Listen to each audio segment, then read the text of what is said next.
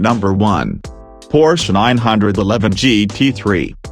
The supreme hardcore focus, track day hardiness, handling brilliance, driver involvement and performance value of the Porsche 911 GT3 make it a car that absolutely demands the highest recognition we can give.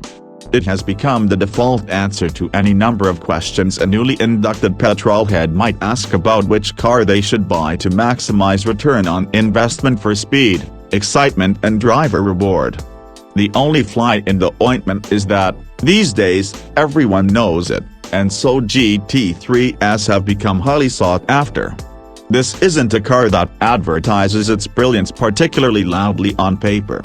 The car's 493 bhp 4.0-liter flat-six makes it look a bit outgunned in this company, and even in Porsche's own model range there are several 911s with greater claimed power and outright accelerative performance. But no rival has the GT3's blend of pace, grip, balance and usefully positioned weight. None has the all-round dynamic precision and outstanding controllability needed at once to set blistering lap times and set your imagination racing on track. And few seem as well suited to road use once the pit lane has closed. Through 3 generations and as many mid-cycle revisions, the GT3 has got better and better since the very first one appeared in 1999. Counting some very closely related GT3 derivative offshoots, it has won Autocar's annual Britain's Best Drivers' Car contest 4 times. Porsche 911s of various types have won it 7 times. For the record, no other sports car in 3 decades of competition has won it more than twice. Number 2. Ferrari 458 Speciale. When car enthusiasm is outlawed, the mid-engine supercar is consigned to history and its obituary is written. The track-tailored Ferrari 458 Speciale might just be recognized as the greatest and most exciting example ever built. It remains in our hardcore sports cars top 10 because, while the 458 Italia on which it was based has long since been replaced by Brunello's 488 GTB, the Speciale's direct replacement has yet to appear. And even when that successor does materialize, there are those at Autocar HQ who simply can't fathom how it'll be a better driver's car than this. The car was introduced at the 2013 Frankfurt Motor Show, having had its 4.5-liter V8 massaged to the tune of 597 bhp at a stratospheric 9,000 revolutions per minute, its twin-clutch gearbox sharpened up on shift time, its curb weight slimmed down by 90 kilograms in all, its suspension retuned, its brakes operated, its steering quickened and its aerodynamics honed. All onwards and upwards from the baseline 458 Italia, which wasn't a car to be sniffed at. And what results those revisions yielded? The Speciale's pin-sharp handling was awe-inspiring, and its handling poise and adjustability so spellbinding as to be capable of keeping you under its power, lap by lap, almost interminably. And it could be that way whether you had the car's electronic aids on or off. The car's controls felt more faithful, too, than a regular 458's, while the car's screaming engine was a fitting farewell to the Ferrari atmospheric V8. Number 3. Porsche 911 GT2 RS. This is where the world's best-loved sports car gets a bit silly.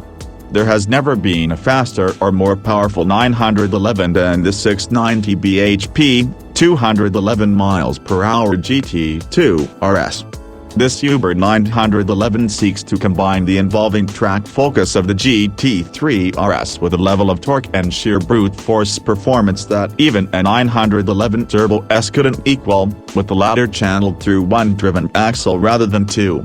It's quite the mission statement, and, if only by Porsche's own high standards, it's not entirely successfully delivered upon. But such a tiny detail needn't necessarily come between any GT2 RS owner and the appreciation of what remains a staggeringly compelling driver's car, because the GT2 RS is remarkably good at keeping its ridiculousness largely in check most of the time, unleashing it only when you want it to.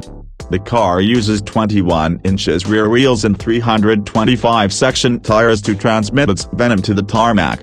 It has carbon ceramic brakes as standard and a suspension setup even more specialized than that of a GT3 RS. And yet, unlike almost any other 911 GT2 there has ever been, it knows how to behave itself when the occasion calls for it. At other times, it's ballistic, not without turbo lag, how could it be? But still remarkably responsive and linear, and as fast as a hypercar in full cry. It's also approachable and obedient on a track, for the most part. It doesn't feel like it's hardwired into your synapses like a GT3 and doesn't involve to quite the same extent.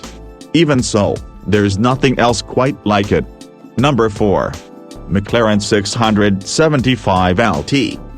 Ranking here because, just like the Ferrari 458 Speciale, it has yet to be directly replaced. The McLaren 675 Longtail was a coming-of-age for its British originator in more ways than one.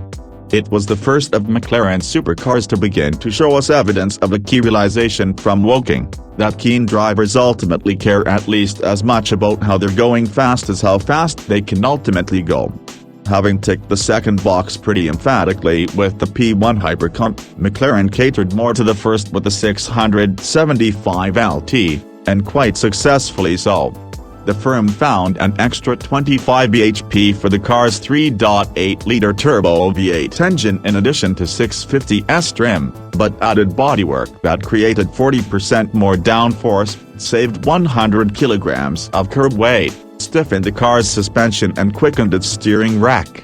But, above all else, it retuned the 650S's to work vectoring system and electronic aids to allow its handling to come alive more readily on circuit, and rebalanced its grip levels to give it the handling agility, poise and adjustability of a really immersive mid-engine driver's car. It's a monster of track machine, too, thoroughly challenging and rampantly fast.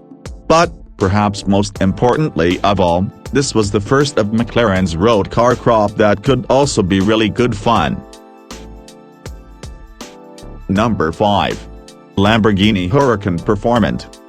Having until quite recently been the fastest production car in history to lap the Nürburgring Nordschleife circuit, the Lamborghini Huracan Performant is also the fastest car we've ever timed around our benchmark dry handling circuit around which every performance car that's subject to a full autocar road test is driven.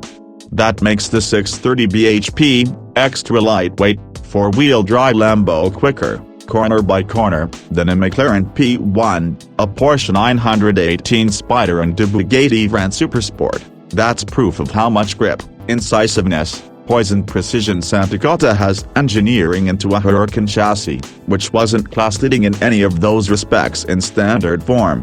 Very little will prepare you for the baleful, red-blooded howl of this car's naturally aspirated V10 engine as it trips past 8,000 revolutions per minute, or the savagery of every upshift of its twin-clutch gearbox. In an era of turbocharged opponents, the Huracan's rapier-sharp engine really is to be embraced and savored. But, in this Huracan, the handling, balance and confidence you'll unearth once the car's incredible Pirelli Trufio R tires are warmed up is of almost equal brilliance as the powertrain. The Huracan has almost unrivaled supercar presence and sense of occasion, not to mention all that bleeding soul. As an object of desire, its appeal is multifaceted. You won't find better-looking carbon fiber anywhere else in the world. As a driver's car, it only lacks that last degree of throttle-on poise and interactivity of the best of its rivals. Number 6. Lotus Exige Cup 430. This is nothing less than the quickest street-legal production car that Lotus has ever made.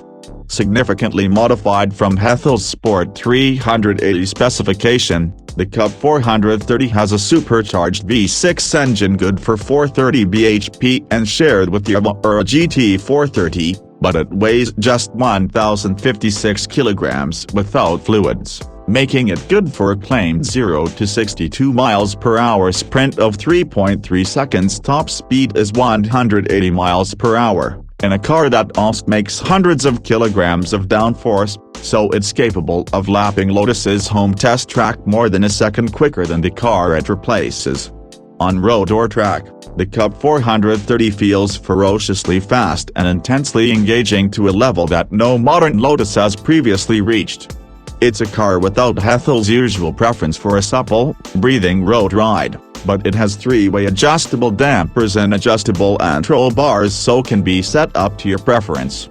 In standard setting, it's certainly firm enough to test your enthusiasm for it, and its cabin is as tight and frippery-free as X-Leges have ever been. On the track, the car's handling is little short of magnificent. Such a light car doesn't punish its mechanicals too hard and can be driven hard lap after lap without showing a hint of wilting under pressure. It's a driving experience that rewards the investment of effort and commitment with vivid excitement, huge speed and handling that's supremely agile and balanced, albeit quite scary in wet conditions.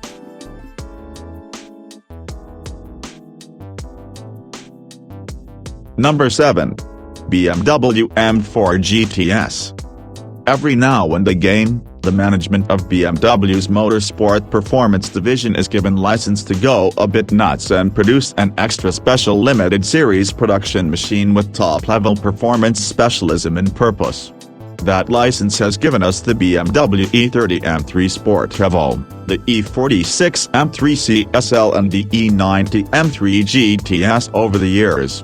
And now it's given rise to this, the M4 GTS, a very trick version of BMW's high-performance 4 Series coupe with a 493 bhp water-injected 6-cylinder turbocharged engine, carbon ceramic brakes, fully adjustable coil-over suspension, carbon fiber bodywork and a cool £121,000 price tag. Classic front-engined, rear-wheel drive handling balances the GTS's dynamic calling card on track. If you catch those Michelin Cup tires before there's too much heat in them, the car is a real hooligan of a drift machine that'll benignly take angles of attitude you wouldn't have the confidence to adopt in most cars in this class. The question marks? Perhaps that 6-cylinder engine feels a little bit unworthy of the price tag. The gearbox isn't brilliant on the road when you're not driving the doors off the car, and the ride and handling are only as good as the effort you're prepared to invest in setting it up, the act of which requires a hydraulic lift and a large set of spanners. On different occasions and tests, the GTS has handled sublimely well at times, but also with alarming skittishness and hyper-responsiveness on the road at other times. It's a car whose handling only gives back what you're prepared to put in by way of preparation.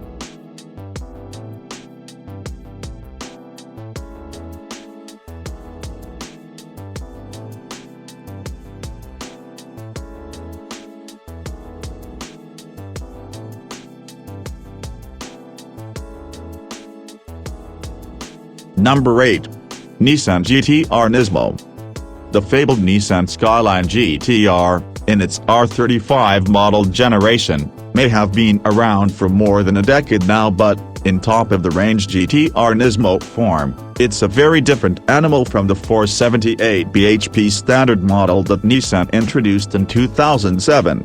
Having masked the car's twin-turbo V6 up to 592 bhp for the original GT-R Nismo, Nissan further stiffened the car's body shell and monocoque for the 2017 version, retuning its suspension in details only but more widely updating its exterior styling and interior specification. The car's handling is better balanced, both than it was previously and than a regular GT-R, with weighty, honest, responsive steering allowing you to point it more readily into corners and then feel the four-wheel drive system shuffling torque around the rear axle to keep it turned in. Outright grip and body control are both very good, although perhaps not quite on the level of some of the cars it's up against here on account of the 1.7-ton timber it's carrying. The GT-R's appeal at this level isn't quite as simple as it is generally. This car's £150,000 asking price makes it a straight rival for the supercars whose pace it matches, rather playing the giant killer we've long known the GT-R to be. Still, it's a hugely tactile, likable, analog-feeling driver's car of remarkable pace.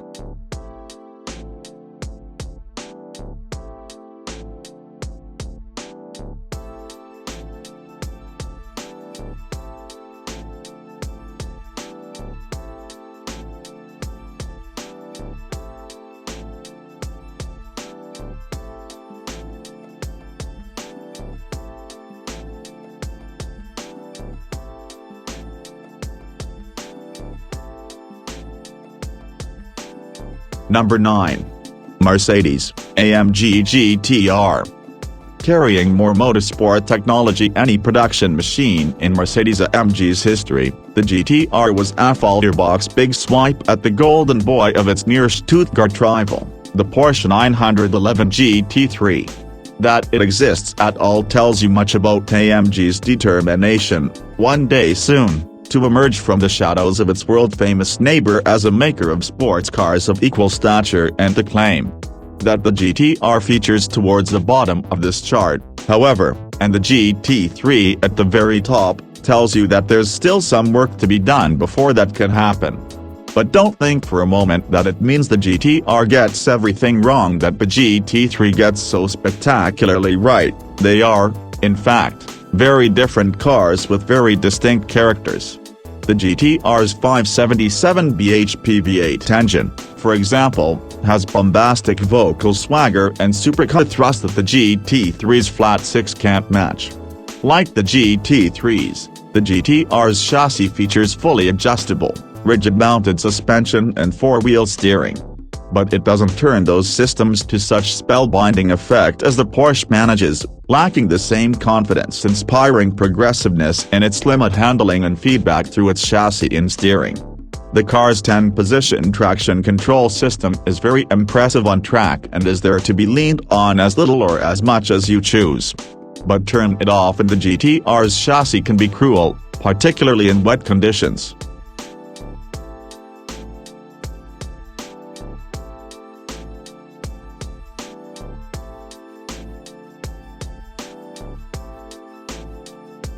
Number 10.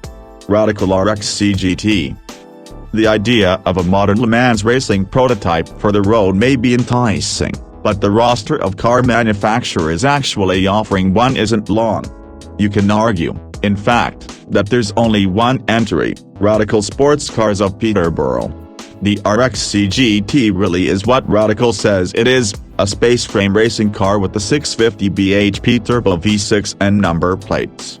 It can be driven from home to track, and then stands ready to develop nearly a full ton of downforce and more than 2.0 grams of lateral grip when you get there. It's an entirely nutty idea, making this one of the most hardcore road legal cars the world has ever seen, and, it has to be said, not the easiest or most rewarding to drive on the road. Getting in and out, and then wrestling with the car's heavy steering, pneumatically actuated sequential gearbox and laughable turning circle, is sufficiently tricky that you wouldn't drive this car anywhere other than a circuit by choice.